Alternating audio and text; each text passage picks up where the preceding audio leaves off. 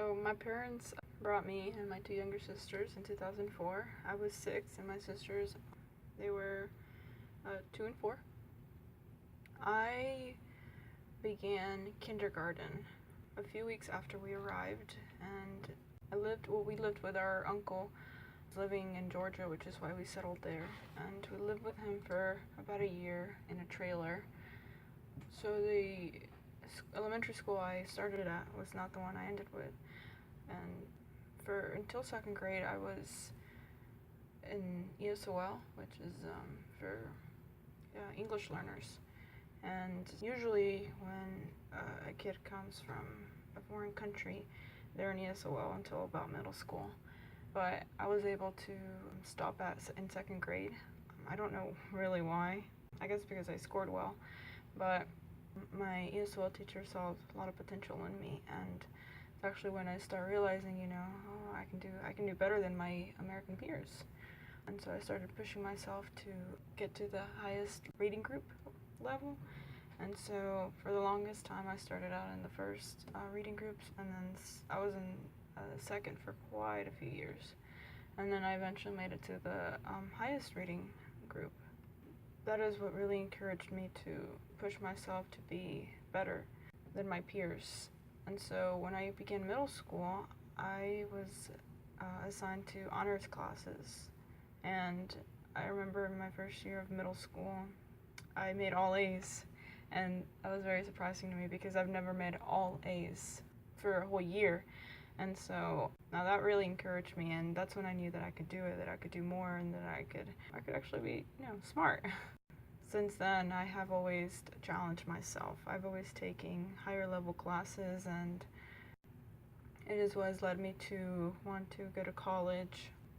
And despite of all the obstacles that I've been faced with, I've been able to make it pretty far. When I was in Mexico, I went to kindergarten in 1st grade.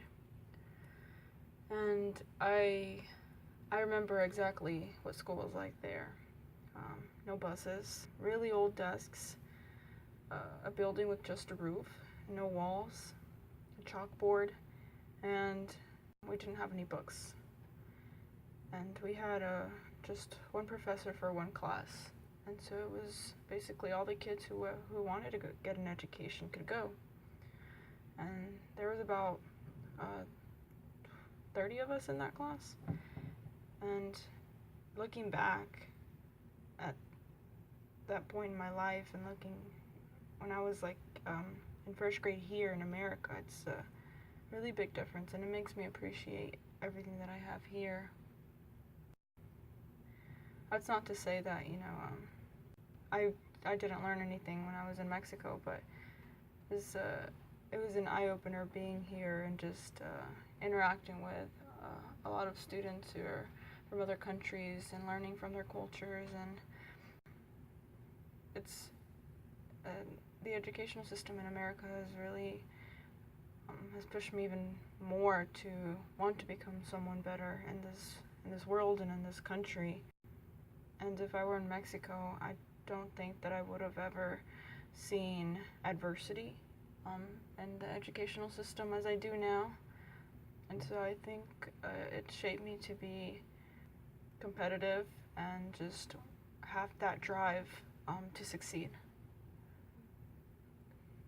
This is your 2nd year at DSU. How does it feel to continue your education? It feels great to continue my education. 2 years ago, I didn't think I would be going to college, or I had no idea where I would be going. And I was actually on my way here, I was thinking, I'm a sophomore. Am I really a sophomore?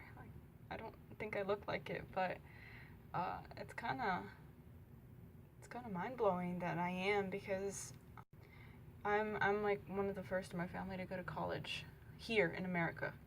And so it's still hard for my family and I to process that I am in college. And so being a sophomore, it makes me feel proud that I've come this far, and then it just makes me think of what's to come. So looking forward to that.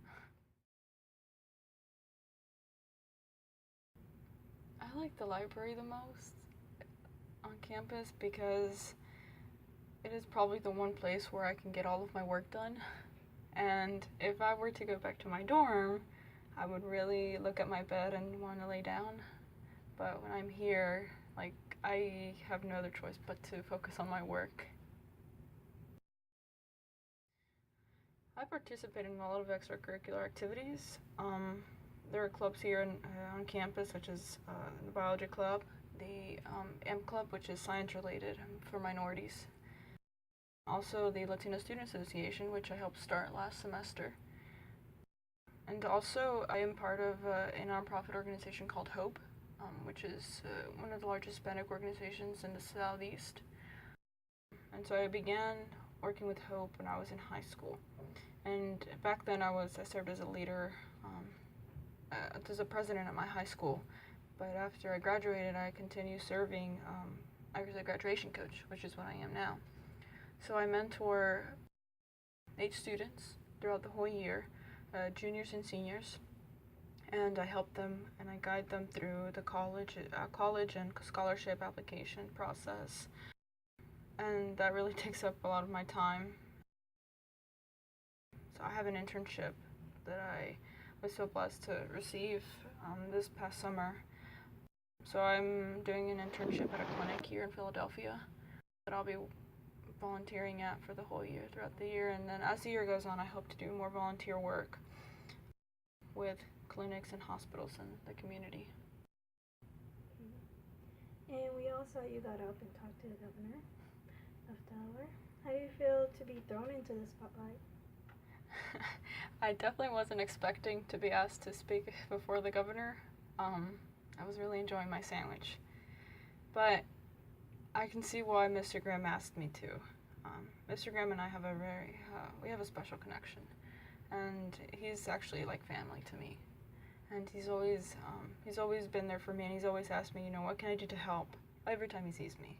He doesn't fail to ask that. And he knows my story in and out. And I think that is why he asked me to speak before the governor, because he knows what I live for. He knows my purpose. He knows what I want to do. And he knows how impactful my story can be. And I thank him for that, because I'm not, say, like a world leader yet, but I like to consider myself working towards that path. And so, just things like that, they may be small to other people, but that's a pretty big deal to me, and I'd be honored to do it any day.